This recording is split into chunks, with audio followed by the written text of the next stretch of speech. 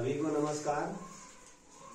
माध्यमिक शिक्षा मंडल मध्य प्रदेश भोपाल के द्वारा अपनी वेबसाइट पर अपलोड किए गए प्रश्नों के हलों को देख रहे हैं। वीडियो 5वां है। ये 9वां क्वेश्चन आता है। इसके अंतर्गत 9 से लेकर 11 तक के हल मिलेंगे। समांतर श्रेणी एपी के प्रथम 4 पद लिखिए जिसका प्रथम पद a बराबर 10 तथा सार्वंतर d बराबर 10 है।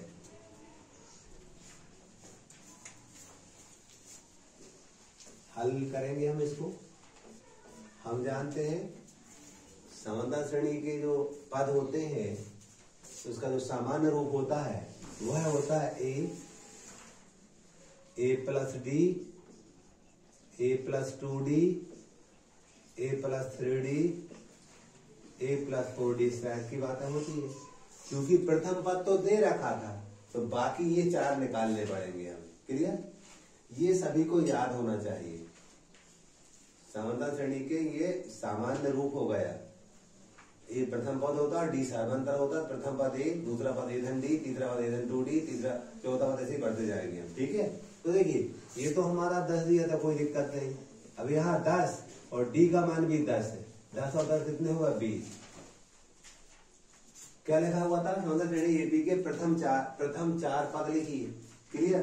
प्रथम 4 पद तो पहला पद तो ये हो गया 10, दूसरा वाला 20 हो गया, तीसरा वाला कैसे निकालेंगे हम? 10 धन 2 गुणित 10। कैसे? ये का मान 10 लिख दिए, 2 तो यहाँ गुणा गुणित 10, तो 10 धन 10 दूनी 20, कितना हो गया? 30। इसी प्रकार से अगला वाला पद 10 धन 3 गुणित 10, 10 धन 10 दिया कितना हुआ? 30 और 10 कितने हो गए? 40। सही है। प्रथम बोला ना, प्रथम ये 4 पद हो गए हमारे। लेकिन आपको ये याद रहेगा तब बनेगा। प्रथम पद ए, दूसरा ए धन डी, तीसरा ए धन 2d, चौथा ए धन 3d। क्लियर? अब आता है हमारा अगला। इसी का अथवा 2 में से करना पड़ता है। समांतर श्रेणी -5 -1 3 7 का प्रथम पद व सार्वंतर ज्ञात कीजिए। इसी का जो अथवा था मैं साइड में कर देगा। प्रथम पद इसको ये से दर्शाते हैं। प्रथम पद क्या है इसका? -5। शुरू में जो है प्रथम पद है -5। फिर वो कह रहे हैं सार्वंतर, इन्हें कॉमन डिफरेंस निकालो। तो हम यहां लिख रहे हैं सार्वंतर। सार्वंतर कॉमन डिफरेंस कैसे निकलता है? डी से दर्शाते हैं। अगले पद में से ये घटता है, यानी द्वितीय पद में से प्रथम पद घटता है। सेकंड टर्म में से फर्स्ट टर्म घटती है। सेकंड टर्म में कहती है हमारी -1 माइनस -5 -1 माइनस लगाएंगे हम, फिर -5 जी वाला। क्लियर? अगले पद में देखेंगे आप -1, ये माइनस और माइनस का हो जाएगा +5 और 5 में से 1 कम करेंगे 4 बचेगा। ये हमारे आंसर होगा। एक आंसर ये था और एक ये था। ठीक है? ये भी हमारा एक आंसर हुआ प्रथम पद और ये हमारा सार्वंतर हो गया। ठीक है? इसके आंसर ये थे हमारे 10 20 30 40। क्लियर? अब क्वेश्चन नंबर 10 देखिए। 2 त्रिभुजों की समरूपता के लिए आवश्यक प्रतिबंध लिखिए। 2 त्रिभुज समरूप कहे जाते हैं यदि उनके संगत कोण बराबर हो और दूसरा उनकी संगत भुजा अनुपातिक। तो हम लिखेंगे क्वेश्चन नंबर 10 के लिए 2 त्रिभुज समरूप कहे जाएंगे यदि पहला उनके संगत कोण बराबर हो,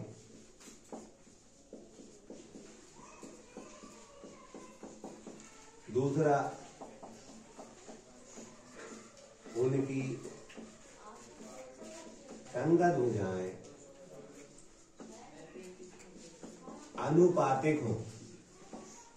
अनुपातिक हो। ये 2 शर्त लिखनी पड़ेगी। क्लियर? आगे देखो आप, इसी का अथवा था हमारा फेल्सक के प्रमेय का कथन लिखना है। याद करना पड़ेगा इसको। ये होता क्या है? सुनना, किसी त्रिभुज में ये त्रिभुज बना के इस त्रिभुज में मान लीजिए इसका हमने नामकरण किया है ABC। किसी त्रिभुज में एक भुजा के समांतर की दी गई रेखा, जैसे समांतर रेखा दी हमने D,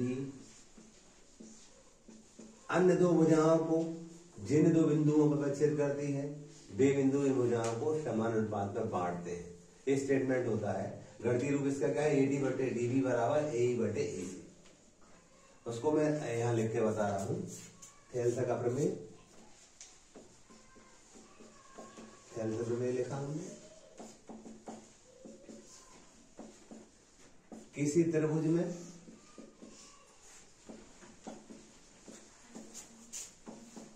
एक भुजा के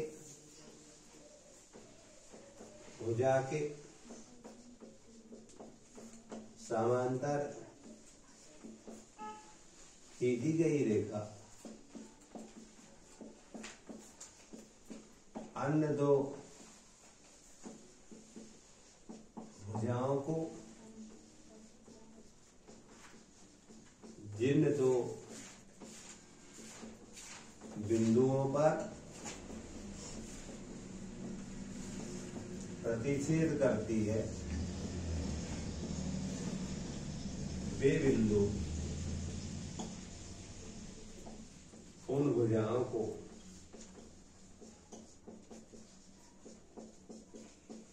समान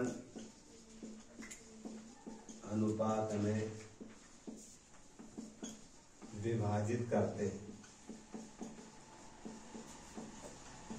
अर्थात हम चित्र में देख के क्या लिखेंगे, AD बटे DB बराबर AE बटे EC। ये 10वां का 10वां हो गया। फिर सुनेंगे, किसी त्रिभुज में एक भुजा के समांतर खींची गई रेखा अन्य दो भुजाओं को जिन दो बिंदुओं पर प्रच्छेद करती है, वे बिंदु उन भुजाओं को समान अनुपात में विभाजित करते हैं। ऐसा आपसे बनना चाहिए। घर जाके आप इसका अभ्यास करेंगे, लिख के भी देखेंगे बिना देखे। क्या है, किसी त्रिभुज में अपन ABC त्रिभुज लिया, इस त्रिभुज में एक भुजा के समांतर खींची गई रेखा मतलब BC के पैरेलल हमने DE खींचा है। अन्य दो भुजाओं को, ये अन्य दो भुजाएं हो गई, जिन बिंदुओं को प्रच्छेद करती है, D और E प्रच्छेद करती है, वे बिंदु उन भुजाओं को समान अनुपात में विभाजित करते हैं। हमें बताना है कि ये D और E बिंदु AD बटे DB बराबर AE बटे EC, ये हमें बताना है। इसका गणितीय रूप है। ठीक है, आगे देखेंगे आप। 11वां क्वेश्चन था हमारा। हमें क्या करना है, दूरी ज्ञात करना है। दो बिंदु दिए P का निर्देशांक है 2, 3 और Q का क्या है हमारे पास 4, 1। दूरी ज्ञात करना है। दूरी PQ बराबर, मैंने पहले भी बताया था याद करने का तरीका, करने के निशान लगाते थे यहाँ याद करने के लिए। मैंने पिछले वीडियो में, जब मेरे वीडियो बन रखे हैं यूट्यूब पर, वहां मैंने कैसे दूरी के रूप में कैसे आता था बताया था। अभी यहाँ पर याद करने का तरीका आपको बता रहा हूँ मैं। x माइनस x लिखना, घात 2 लगाना, y माइनस y लिखना, घात 2 लगाना। 2 1 2 1 लिख दो या 1 2 1 2 लिख दो, दोनों ही चाहिए। अब क्योंकि x1 y1 x2 y2 क्या होते हैं आप यहाँ देखेंगे, ये जो पहले वाले निर्देशांक है हमारे वो क्या है x1 y1। इसके बाद में ये क्या है हमारे x2 y2। क्लियर, मान कर देंगे आप। तो बराबर लगाया हमने, एग्जाम में जरूर आता है, संख्या चेंज हो जाती है, एक दूरी का सवाल जरूर आता है। तो अब यहाँ पर x2 आप देखोगे तो 4 है, x1 क्या है हमारे पास 2 है, 4 × 2 की घात 2, y2 क्या है 1, y1 क्या है 3 घात 2। अब यहाँ पर 4 में 2 गए 2 तो 2 का वर्ग। धन यहाँ पर भी ऋण 3 में से क्या ऋण 2 बचेंगे, ऋण 2 का वर्ग। हम जानते हैं 2 का वर्ग 4 होता है, ऋण 2 का वर्ग भी 4 होता है, और 4 में 4 जोड़ेंगे 8 आएगा। 8 की यदि हम गुणनखंड निकालेंगे तो 2 को 8, 2 दूनी 4, 2 एकम 2, 2 का एक जोड़ा बन जाता है, 2 का पेयर बन जाता है। इसको हम लिखेंगे 2 वर्गमूल 2 इकाई यूनिट। क्लियर, ये हमारा आंसर होगा इसका। इसके बाद आगे चलते हैं। इसका अथवा क्या था हमारे पास, x और y के बीच में एक संबंध स्थापित कीजिए ताकि बिंदु x y बिंदुओं 7 1 व 3 5 से समदूरस्थ है। थोड़ा बड़ा सवाल जाता है, 2 नंबर लायक तो नहीं है, लेकिन ये अच्छा गया 2 नंबर में करते हैं अपन, 3 या 4 में हो सकता है।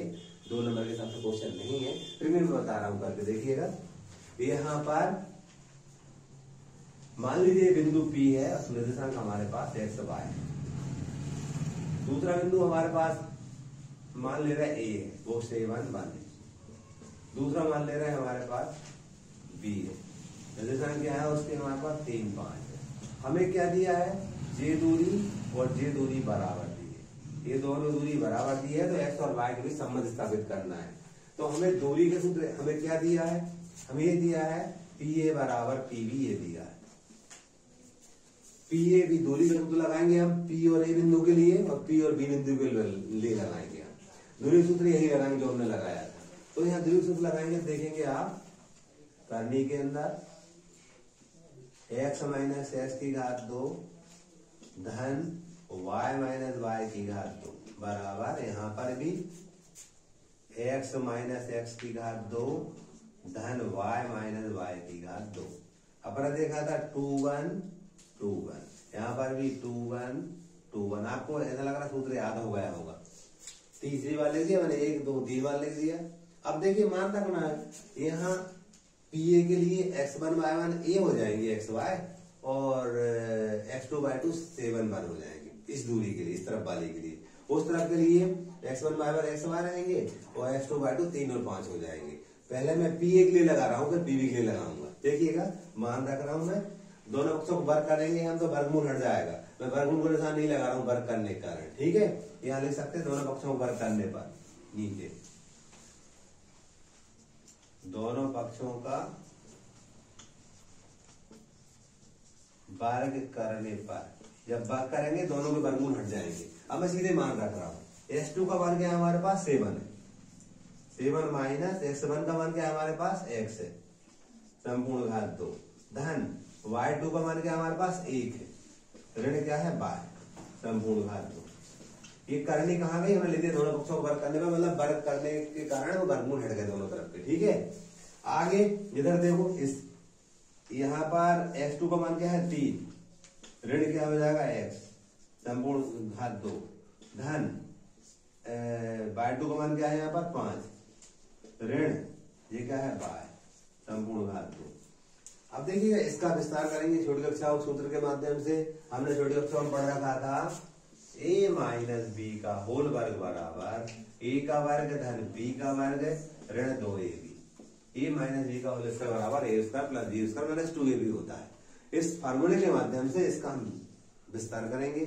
तो ये क्या था हमारे पास, 7 माइनस एक्स का स्क्वायर था, 7 का स्क्वायर, a बराबर 7 है और b बराबर x है, तो यहाँ लिखेंगे धन x का वर्ग 2, इसके इस a का मान क्या है हमारे पास 7 है, तो 2 गुण 7 इंटू b का मान x है हमारे पास। तो 7 का वर्ग करोगे तो 49, 7 7 जा 49, 7 से 49 होता है, और ये क्या है हमारे पास x की घात 2 था, और 7 दूनी 14x। ये पहला वाला विस्तार आया, बाकी मैं डायरेक्ट कर दूंगा। इसको हल करने पर क्या मिला है हमें, तो आप देखोगे 49 plus x square minus 14x ऐसा मिला है। ऐसे इसी सूत्र से इसका विस्तार करोगे, इसी सूत्र से, तो ये मिलेगा हमें 1 का वर्ग 1 मिल जाएगा, y का वर्ग ऋण 2y इधर कर दिया मैंने। इसका विस्तार दिए लिख दिया मैंने 1 का वर्ग धन y का वर्ग ऋण 2a भी होता है, क्योंकि a का मान 1 है, 2 एकम 2 और 2y हो गए। वहां उसके नीचे करोगे लिख करके तो ऐसे ही मिलेगा आपको। अब इसको देखिएगा 3 की संपूर्ण घात, तो इसी सूत्र को लगाएंगे हम। तो ये क्या हो जाएगा हमारा, 3 का वर्ग 9 हो जाएगा धन x का वर्ग और 3 दूनी 6 डायरेक्ट कर दिया मैंने। इस सूत्र में रखेंगे तो ऐसे ही मिलेगा हमें। यहाँ करोगे तो 5 का वर्ग कितना मिल जाएगा 25 धन y का वर्ग और ऋण 5 दूनी 10y। सही है। दोनों पक्षों से देखेंगे आप, x वर्ग से x वर्ग कट गया, y वर्ग से y वर्ग कट गया। क्लियर, x इकट्ठा कर लेंगे और y इकट्ठा कर लेंगे। देखते हैं अब भी पक्षांतर करना पड़ेगा हमें।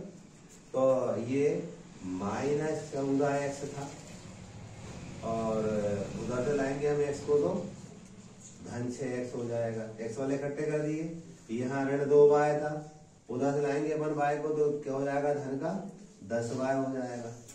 अगले आगे देखेंगे हम तो यहाँ पर देखिए 49 था और ये कितना हो जाएंगे 50। 49 में से एक जोड़ेंगे कितने हो जाएंगे 50। ठीक है, यहाँ 25 से और 9 जोड़ेंगे 34, इधर आएंगे तो ऋण के 34। क्या किया मैंने, x वाले साथ कर दिए, y वाले साथ कर दिए पक्षांतर के द्वारा, और ये संख्या थी 49 और 50 लिख दिया, और वहां देखोगे 25 और 9 34, इधर लाएंगे ऋण 34 पक्षांतर के द्वारा। ठीक, पक्षांतर से हमने सारी बातों को इधर ले आया, लेकिन x के साथ x लिख दिया, y के साथ y लिख दिया और संख्या के साथ संख्या लिख दी। अब देखिए ऋण 14 में से 6 घटाएंगे हम तो ऋण के 8 बचेंगे। अब यहाँ पर 10y में से ऋण के 2 y घटाएंगे तो धन के 8y बचेंगे, और यहाँ पर 50 में से 34 घटाएंगे तो 16 बचेंगे धन के, बराबर 0। ठीक है, अब प्रत्येक पद में 8 का भाग देंगे हम। 8 का भाग जा, ऋण 8 का भाग देते हैं। यहाँ पर मैं लिख रहा हूं प्रत्येक पद में ऋण 8 का भाग देने पर, मतलब ऋण 8 का भाग दूंगा ना मैं, अब क्या बनेगा देखिए, ये x बन जाएगा, 8 एकम 8 हो जाएगा, तो ये बन जाएगा ऋण y, जब 8 से 8 एकम 8 अपने 8 का भाग दिया, ऋण धन ऋण का ऋण बन गया वो, और 8 दूनी 16 ऋण का 2 आ जाएगा। यानी क्या मिला हमें, ax माइनस y ऋण 2 बराबर 0, ये आंसर कहलाएगा। 2 नंबर लायक सवाल नहीं है, बड़ा सवाल है, यहाँ भाई मिस्टेक छप गया एग्जाम में, आपको मिलेगा तो 3 या 4 में मिलेगा। ठीक है।